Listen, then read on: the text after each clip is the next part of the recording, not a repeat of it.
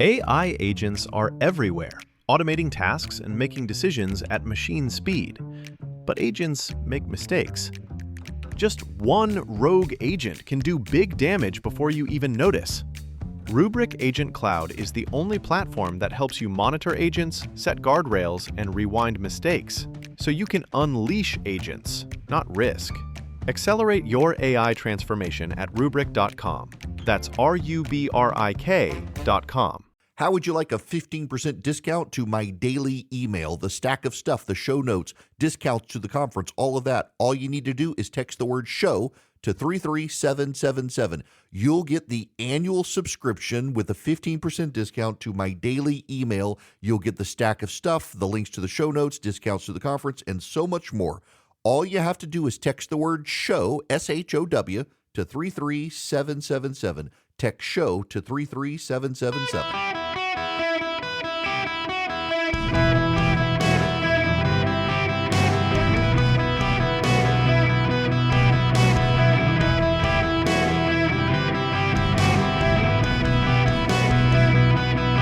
Welcome to the Eric Erickson Show podcast, Hour 3. Hello, America. Welcome, one and all. It is Eric Erickson here. The phone number, 877-973-7425. Should you wish to be on the program, I would be very, very happy to have you. We got to talk about what's happening down in South America. You believe it or not, down in South America, we are seeing a resurgence of the right. And Javier Milei is one of the ones who pointed that out in his social media feed with this election in Chile. What's actually going on down there? Well, Chile has just elected a right-wing capitalist. Now, you got to understand the history down there in Chile. I'm going to make some people seriously mad right now. And I'm going to get hate mail. And you know how I know this? Like, I'm not just hyping myself up as, I'm going to make people mad. You should get mad. No, I know I'm going to, because every time I bring up the topic, people tend to go insane. I'm talking, of course, about one of the great South American leaders, Augusto Pinochet. Yes, drives people crazy. Now, okay, let's get the bad out of the way. One of the things Pinochet did, and I actually made a helicopter joke one time that did not go over well with people on the left. Augusto Pinochet was notorious for rounding up communists in helicopters, flying the helicopters out to the Pacific, and shoving them out the door. Lots of jokes about helicopters involving Pinochet, and people do not like it. They do not like you making jokes about shoving commies out of helicopters. No, sirree, Bob. But Pinochet was a Chilean military official, and he took over Chile, launched a coup, took over from the socialist government, drove them out, rounded up a lot of communists, flew them out to the Pacific, shoved them out the door, and established Chile as a paragon of free marketeerism. In fact, one of the things that he did, and I don't want to minimize a lot of human rights abuses from Chile. But also, you have to understand this was a Soviet plot to launch a beachhead inside South America. And they wanted to use Chile as a place to launch a beachhead. The Soviets funded a lot of the communist activity. And had Pinochet not been a ruthless dictator who was very pro-America, you would have gotten a Soviet system. And a lot of people don't want to look at history at the time it was written. They want to retcon stuff. And they want to make Pinochet one of the bad guys, and Pinochet, frankly, was one of the good guys. And I am willing to be assailed, maligned, and hated by people for my defense of Augusto Pinochet. He was a far better alternative to what he replaced.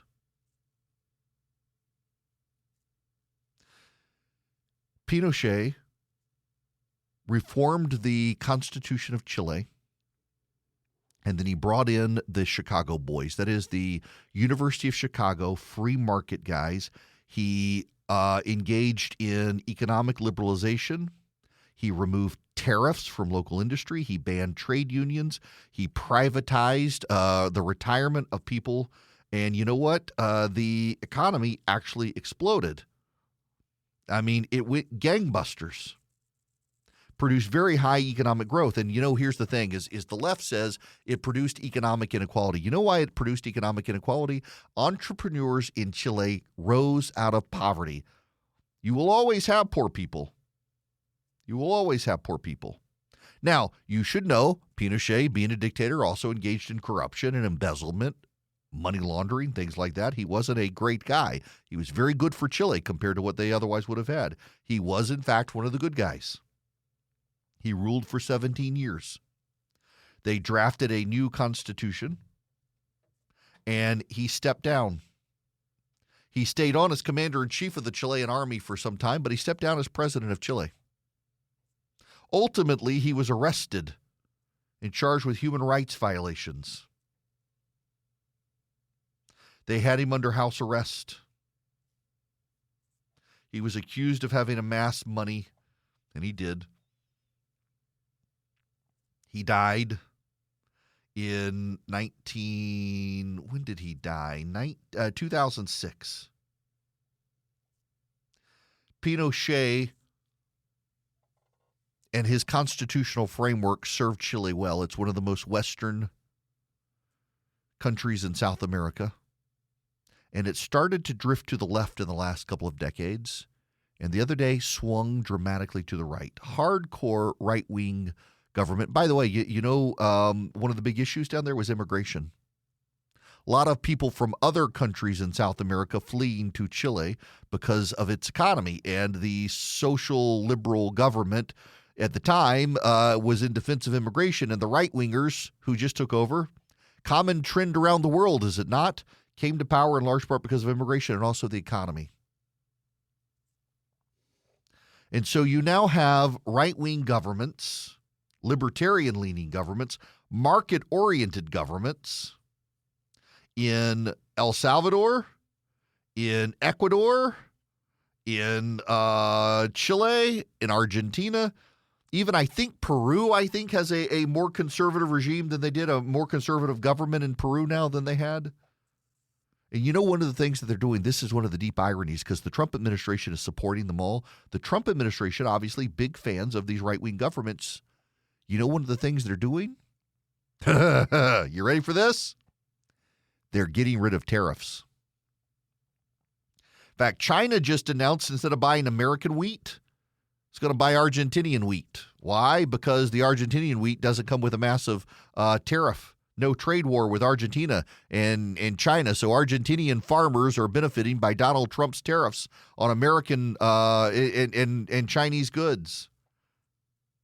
That's right. Argentina is going to be selling corn and wheat and soybeans to China at a per capita higher rate than the United States because Donald Trump's trade war and tariffs. We used to be the number one seller to China. Per capita, we're not. We're going to sell them the most. But per capita, farmer to farmer, Argentina's going to sell China more because they don't have tariffs. They're not engaged in a trade war. The Argentinian economy is bouncing back. They had kind of like our version of midterms, and I don't want to try to explain Argentinian politics to you. I'm definitely not an expert on it. But they had local elections and regional elections in Argentina a while back, and they went very poorly for Milei. And a lot of people thought, this is it. The gig is up. People are exhausted by him. They're going to throw him out in the next election. They're going to throw his party out. Actually, his party did very, very well in the national congressional elections in Argentina. He wasn't on the ballot, but his party was for the Congress in Argentina, and they did very well. His reforms are helping people, and you got to remember, one of the things that the left complains about is inequality. That there's rising inequality. And what the left means by inequality typically is that there are people who are becoming wealthy, but not everyone. They would rather everybody stay poor than have anyone get rich. And, ironically, in this country, under Obama and Biden and even under Bill Clinton, the tech guys got fabulously wealthy, magnifying income inequality. It's only when Republicans are in the White House that Democrats really get upset about income inequality. They're really okay with there being poor people so long as there aren't rich people. In Argentina now, in Chile under Pinochet, there's this massive surge of an entrepreneurial spirit where a lot of people start making money, a lot of people in the private sector, because the public sector shrinks, so the private sector grows. In this country, we're having the reverse problem right now. Our public sector has been growing, and you can say, but Erickson, Trump's been laying off and firing all the federal employees. That's right, but look at the federal debt. The public sector is still growing in this country even as employment is reduced because public sector spending has been skyrocketing. This is one of the things that Pinochet did when he was president of Chile, and it's been a lasting reform of his that the people there embraced, is reduced the public sector. In Argentina, Milei has reduced the public sector. It's allowed more money to flow to the private sector. Bukele in El Salvador, the left hates him. What did he do? He showed that rounding up the bad guys and throwing them in prison actually can lead to stabilization. That's right. Bukele in El Salvador showed you can arrest your way to safety and security. You know, the idiot mayor of Chicago insists that we cannot arrest everyone and throw everyone in jail and have safe cities. Actually, you can, and El Salvador paved the way. And what did Joe Biden do as a result? Punish the guy.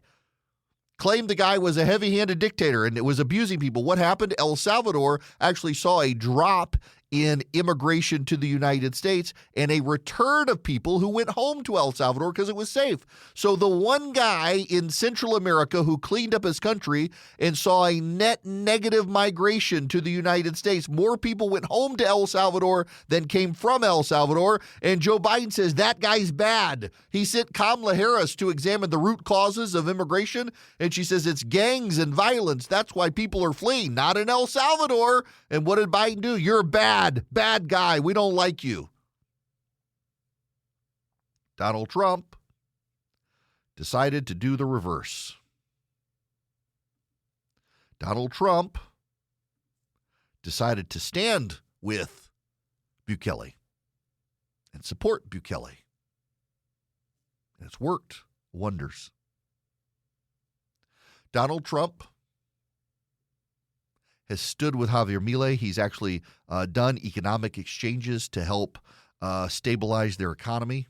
Even the tariffs, honestly, our trade war with China actually benefits Milei. It makes Milei more popular in Argentina because he's helping the Argentinian farmers per capita outsell to China than we are. And all of this comes as Donald Trump is revving up his actions in Venezuela. He's promising land strikes in Venezuela, which even Susie Wiles in this interview says would require congressional authorization. But Trump's going all in. The President of the United States is taking actions to oust Maduro.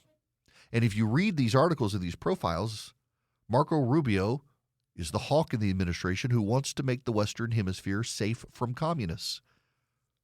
And Rubio has bought Trump in on the idea that to oust the Cuban regime, you got to oust Maduro first. And it'll have a cascading effect into Cuba. The Cuban Castro brothers are gone. It's the next generation now. They're not very good managers of the state. The U.S. embargo continues to cause problems for them. The Chinese have too much economic turmoil at home to help them too much. The Russians are distracted in Ukraine. They're kind of on their own. And the people in Cuba are suffering.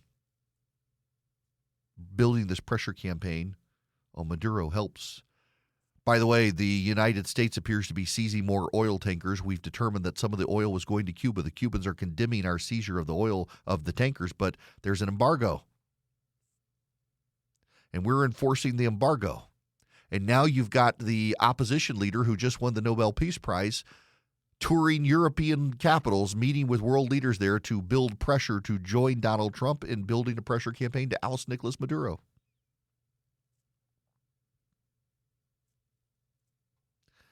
It could work. Not only could it work, but it should work. We don't need a land war in Venezuela.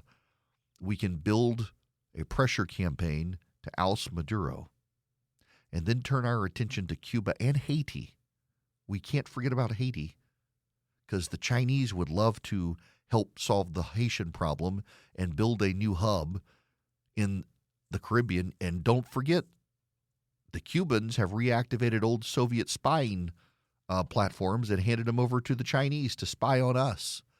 We have a significant threat from China and Russia in Central America and the Caribbean. And kudos to the president's team working hard to oust them all from the Western Hemisphere. AI agents are everywhere, automating tasks and making decisions at machine speed. But agents make mistakes. Just one rogue agent can do big damage before you even notice. Rubrik Agent Cloud is the only platform that helps you monitor agents, set guardrails, and rewind mistakes, so you can unleash agents, not risk. Accelerate your AI transformation at Rubrik.com. That's RUBRIK.com. Hello there, welcome. It is Eric Erickson here. I'm going to comment very briefly on just one thing, the whole Erica Kirk meeting with Candace Owens. It is honestly, what Candace Owens has done, I think is deeply deviant, if not demonic behavior, distracting from the actual assassin of Charlie Kirk, trying to claim it was the Jews and some conspiracy. But you know what? This is not a thought of my own. This is someone else on social media who had this thought, and I tend to agree with it. You know what this is actually about? These are the people who would otherwise gossip about their church friends or their country club or the moms at the local private school or the public school. It's these gossips who, they don't have any friends. They're not in society. They live an isolated existence.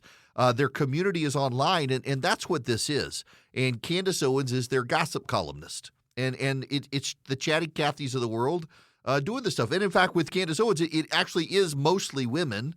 I don't mean that to be sexist. It actually is mostly women, mostly conservative women. I know a couple of them. I was actually at a doctor's appointment the other day and went, what did you think about all of this? And it was, I knew before I walked in the building that this particular lady was going to ask me about it, because she is emotionally invested in all of this stuff. And you know what? I know particularly this woman. She kind of lives an isolated existence. She does go to church. She talks about her church community the same way. And I found it just deeply unsurprising that she would be emotionally invested in the Turning Point USA Charlie Kirk, Candace Owens drama. Y'all, life is too short to care about these online sorts of feuds of people who are internet famous. It is I got asked, my opinion on it now, and I can move on to stuff that actually matters when we come back, although kind of related to this. When we come back, first, I need to tell you about Swiss America. They've been the trusted leader in precious metals in this country for 40 years. I bought gold from them. You can too. And they've been warning people about a secret war on cash. If you're interested in safeguarding your hard-earned cash from the secret war, you need their free report. It is free. They're rated A+ by the Better Business Bureau. They can educate you on protecting your assets. And this free report takes less than 15 minutes to read. It's all about how the government is trying to steer you away from cash. It's a secret war on cash.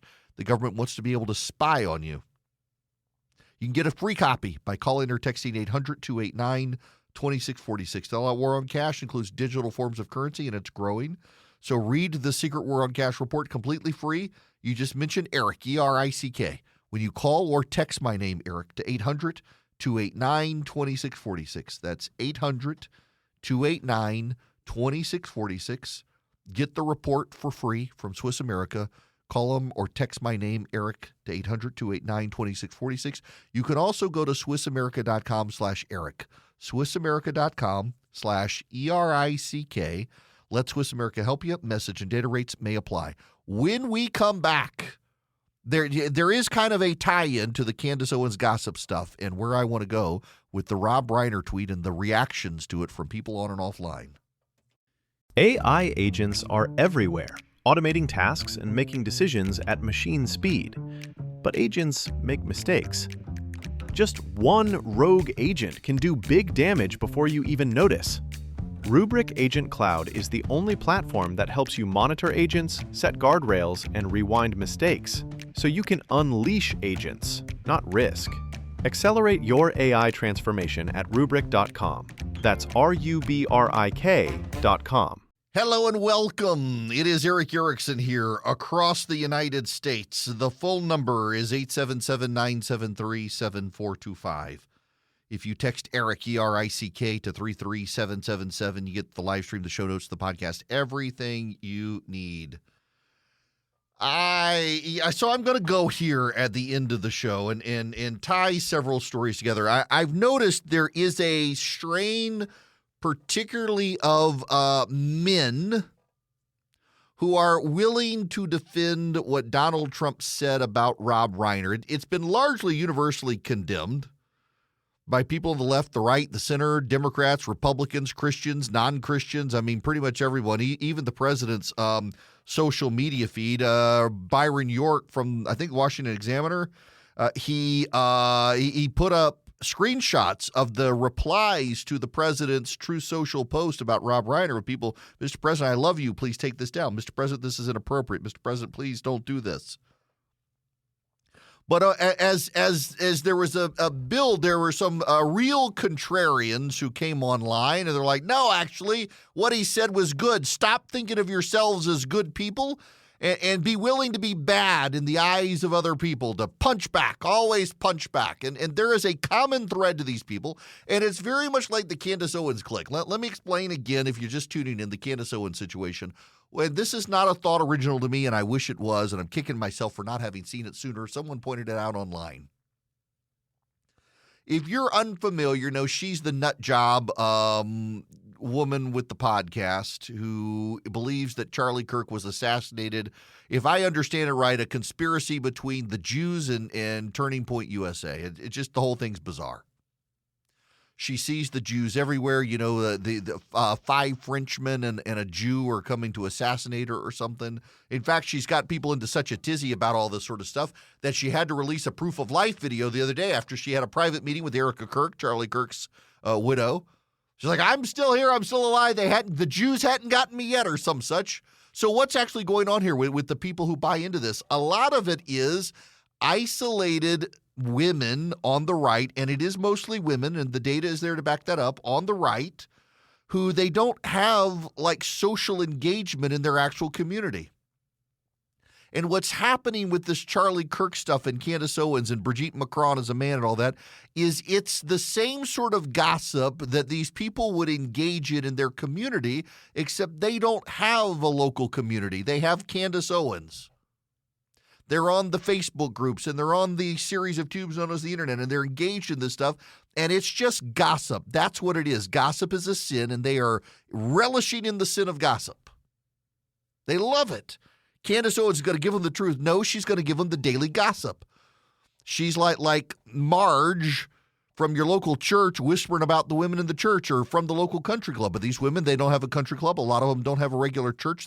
They have a church. They're just not there on Sunday. They're on the rolls, but they hadn't been in a while. They're too busy online listening to Candace Owens. That's what this is. Or the gossip of the other schools. Did you hear that Janice showed up high on Xanax to drop little Billy off at the school? I mean, it's the same sort of gossip. And now the corollary here is the people, many of them older, upper Gen X into boomer territory, but not all of them, who are willing to defend Donald Trump's tweet. It's the same phenomenon among the men. They are not engaged in community. So I've got an email list of longtime friends that we all got started writing at Red State together, and we've noticed there are a couple of people, those of you listening who are on this group, you know I'm talking about those couple of people, one in particular, who got really radicalized against Donald Trump to the point that he stopped following any of us, because if you say anything nice about Donald Trump, you are anathema, and he's become nuts, really unhinged. And this guy lives up north, is a lawyer, has no relationships other than his family. And I think his mom and dad may have passed by now because he's older. He's not married. He's never successfully dated. He doesn't have any relationships. He is completely on blue sky now. That's his family. And as a result, he's conformed to this online family. He doesn't have people around him. He's not really engaged in his community. He's not even going to court for stuff. He does transactional corporate work. Some of these other guys I'm seeing, they're older, and their entire shtick is online. They are known for their online bravado. That is it. They are defined by their online world. And I got to tell you, I can recognize this because there was a time that I was like this until I nearly died in 2016 and realized, you know what, I got to be better for my kids. So a lot of these people, they don't have kids. They're single older men. They live alone, and they are engaged with Cat Turd on the internet, and that's their community. And because Cat Turd acts like this, and he gets a lot of attention and clicks and probably has a monetized account, well, by God, I am too, and I can at least make some money off this. It's kind of weird. It's kind of odd to watch this breakdown as it is happening. And there's a level of isolated existence of these people. They don't have families. They don't have kids. They don't have any of this stuff. And so their community is online, and online is not a good place to have your community. You know, I tell the story all the time, you know, in what I think it's Mark chapter 5, where Jesus casts the demon-possessed men, the demon or legion, and they say this herd of pigs is coming down the hill, cast us into there. And so the Son of Man casts the demons into the pigs. Well, the pigs, they run down and drown in the Sea of Galilee. Well, demons are eternal. Demons can't drown. So where do they go? Fast forward to the future and invent Twitter. I mean, that explains social media. And these people who have defined themselves by their online personas tend to be terrible people. And they're good people in person. They are good people in person. But they're only online. And so they're radicalized online. And they feel comfortable saying these things online because that's where they perform. They're on the stage. It is their online persona.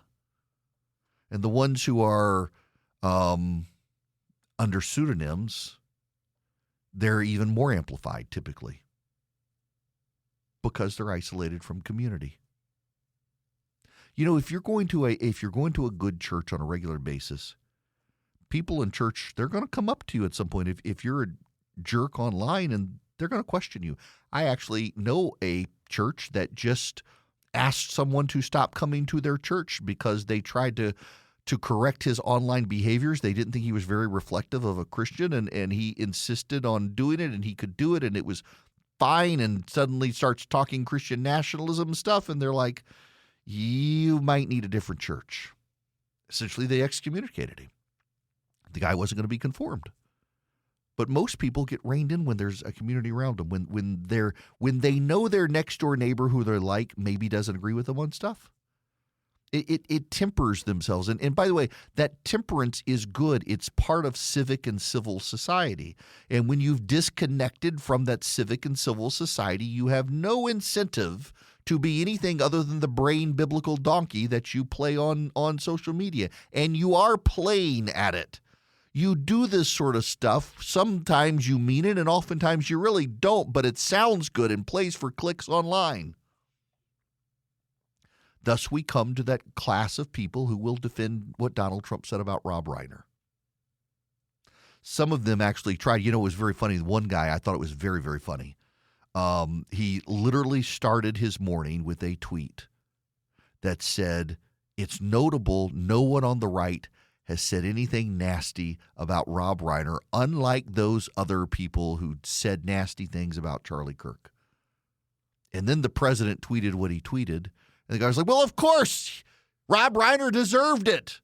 Whatever Donald Trump wants, Donald Trump, literally, I mean, went from we're so good that we haven't done what the left did to Charlie Kirk to when Donald Trump did it. Of course, and Rob Reiner deserved it. That POS, rest in hell sort of stuff. It was just the most bizarre reverse, like a switch flip message received from the president. And what did the president say? That Rob Reiner and his wife died because of Trump derangement syndrome. No, they died because their son slit their throats, stabbed them to death in an argument. That's why they died. You know the weird thing that the president hasn't commented on? Do you know The Art of the Deal? Can you picture that book in your head? I don't know, many of you can't probably, but it's a picture of Donald Trump on the cover. I think he's got the New York skyline behind him, something like that. He's kind of arms crossed. He's turned to his side, and he's looking at the camera. It's like the king of his world, the empire behind him. It's the cover of The Art of the Deal. You can Google it and see the cover of The Art of the Deal. Any idea who took that picture? Any idea who took the picture? Michelle Reiner, Rob Reiner's wife, who was stabbed to death. She was the photographer. Breitbart News put that out yesterday. I had no idea. And the president hasn't commented on that aspect of it. He wanted to assail Rob Reiner. And I saw one account that said, well, yeah, it wasn't a good tweet, but look at all the stuff that Joe Biden did that was terrible. It's not about Joe Biden. And again, there's a common thread here, and that is an isolated existence. The more you are isolated from the physical world around you, the more you feel comfortable behaving in ways that no person should feel comfortable with. The president lives an isolated existence. Every president gets in the bubble in the White House, where everybody around you tends to be a yes man, tends to be a sycophant. And this president, more than others, has that. It's like the women and the gossips with Candace Owens. Just all I'm saying is touch some grass and get out more. A lot of people who spend too much time online, they need to touch the grass. Surround yourself with your kids, your spouse, your next door neighbors. Be in your community. Be present in your community. Study after study after study after study after study after study shows that the people who have a regular commitment to church are the people who are the happiest, live the longest, and have the least depression. And you know the next group of people? The people who are plugged in to the charitable works of their community. The people who work at the food bank or the soup kitchen, the food pantry, the local church relief group, the mission project in the field. They're engaged in their community. They see people from all walks of life. They don't talk politics. I was staying at a hotel last night, and on the end of the bar was a rather vulgar woman who I'm pretty sure, let's just say that the conversation made it sound like that she let men pay her to do things. We'll just leave it there. There are kids listening. It was a rather vulgar conversation with some gentlemen who were not from this country, and it descended into the Epstein files. And a very loud discussion over, did he hang himself? And the bartender kind of looked at the rest of us rather awkwardly and starts singing, jingle bells, no politics at the bar. Jingle bells, don't bring up religion either. The rest of us laughed. These people were completely absorbed in the political argument and the Epstein stuff and the differences between like Americans and Europeans when they pay prostitutes. That's why I'm saying I think that it was a very bizarre conversation and very loud, like offensively loud at a quiet bar. And the bartender's like, we don't talk politics here. We don't talk religion here. You talk about sports, talk about something else. There are some people who are incapable of talking about only those things, now, particularly politics. Why? Because it's their entire community. They don't get out into their community. They don't know the people in their community. They don't know their next door neighbor. They don't know the story of their town. They don't know the good works being done in their town. They don't have family immediately around them, and their community is online on social media where the behaviors are boorish and bad, and they think that becomes the new norm. And to a degree, that's kind of where the president is. So all I would tell you, all I would encourage you to do is to don't be like that. Be involved with your family and your friends and your community. Get to know the people there and the issues there, because life is more complicated than Republican versus Democrat, conservative versus liberal, pro-Trump, anti-Trump. There's way more to life. And if you want to be a well-rounded, well-balanced soul, you need to be involved more than just the online gossip, because that's what it is ultimately it's all about the online gossip.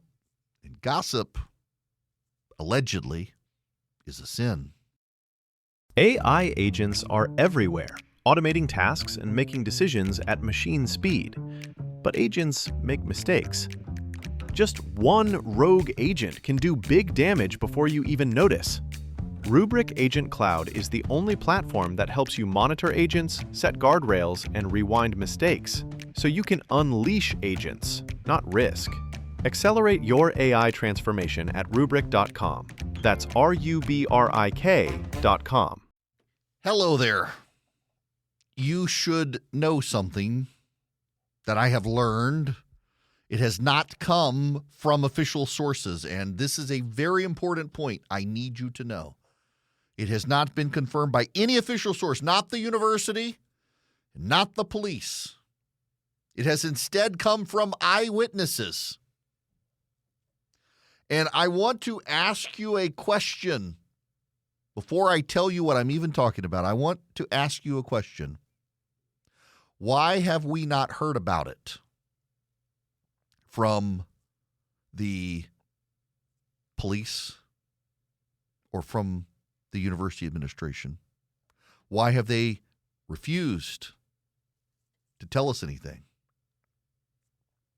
I'm talking, of course, about the shooting at Brown University and the students, the eyewitnesses, who say when the gunman opened fire, he yelled, Allahu Akbar.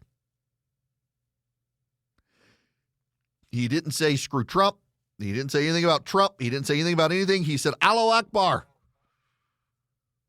And he opened fire, killing the vice chair of the college Republicans and also killing a Muslim immigrant, among others. We don't know who the guy is. You know, they trotted out. Now, by the way, I want you to know that the police are saying it was the FBI who made a big deal about that Erickson guy. The local police say it was the FBI who brought that guy up. That it wasn't their guy. That was where the FBI led, and that lead has fallen apart into something else.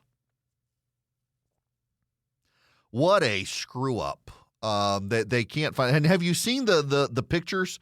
They've trotted out these pictures and said, we need your help identifying the guy. Well, you got to squint up against a hedge to see this black shadowy figure. Where is the crack team at the Blaze and their gait analysis to try to identify this guy? If you know, you know. What a mess. We don't have a shooter. There is a mass murderer at large. We don't know who that person is or where that person has gone. We know nothing about it. And the police and the college are refusing actually to tell us anything about the motive. In Australia, by the way, local authorities are suggesting they have no idea what the motivation was. Now, the government, the prime minister, actually, to his credit, Anthony Albanese came out and said it is they were radicalized by the Islamic State. But the local authorities said, we have no idea what the motive was. Had to take the prime minister intervening in a press conference, say, actually, it was Islamic radicalism. Embarrassing. Also, it turns out that one of the guys who detained one of the shooters was then accidentally shot by the police. It just does not sound like crack police work down there in Australia. Anyway, now you know what the man said before he opened fire at Brown. Hey, by the way, if you run a business, you're doing your last-minute capital expenditures for the year, trying to take advantage of some of the revisions of the tax code that are coming for purchases at the end of this year, you may want to consider doing your upgrading your managed IT services with Vision Computers. They can take care of you. You can commit today to it. And they'll get started, and it's a great way for you if you're planning for tax purposes your last-minute capital expenditures for the year. Reach out to them at 404-COMPUTE or go to visioncomputers.com. Vision Computers can build you new computers, and their service comes free with those computers. They can upgrade your existing computers, by the way, make your existing computers faster. If everything's Windows 11 compliant, they can copy everything over, and then you can get their managed IT services for your home, yourself, your company. And you can stay productive online. Call them at 404-COMPUTE. Tell them Eric sent you, or go to visioncomputers.com. 404-COMPUTE or visioncomputers.com.